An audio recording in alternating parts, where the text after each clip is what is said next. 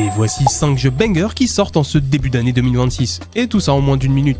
Et on commence tout de suite avec Crimson Desert, un open world gigantesque, ultra spectaculaire avec des combats complètement fous. Et ça mélange tellement de choses que ça a l'air totalement what the fuck. Si le jeu tient ses promesses, ça peut clairement être la grosse sortie de ce début d'année. On enchaîne avec Pragmata.